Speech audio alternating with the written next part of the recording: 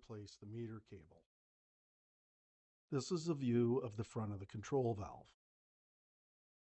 In order to access the internal components, we will need to view the back side of the power head cover. Using a crosshead screwdriver, loosen the 4 screws that are located in each corner of the power head cover.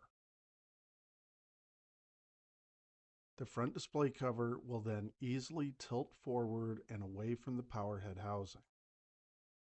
Please keep in mind that there is limited slack for the wire harness connected to the front display board.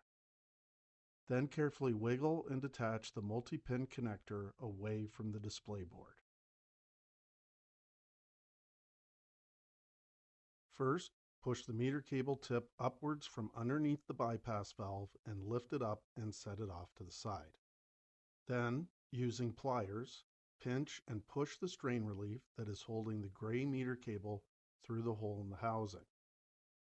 Then remove the strain relief and set it aside. Disconnect the multi-pin connector at the end of the gray meter cable from the rear circuit board, and then either push or pull one of the ends of the meter cable through the hole and set it aside. Now feed the meter cable tip of the replacement meter cable through the hole in the power head housing and connect the multi-pin connector to the rear circuit board, keeping in mind that the connector is color-coded and keyed to fit in only one orientation.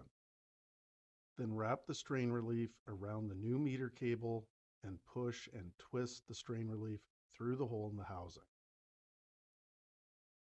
Then slide the meter cable tip back into its port and click into place.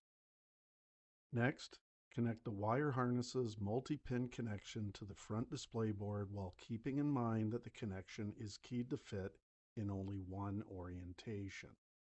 Then reposition the front cover back into place, and while holding the front cover in position, use the crosshead screwdriver to tighten the 4 screws back into place.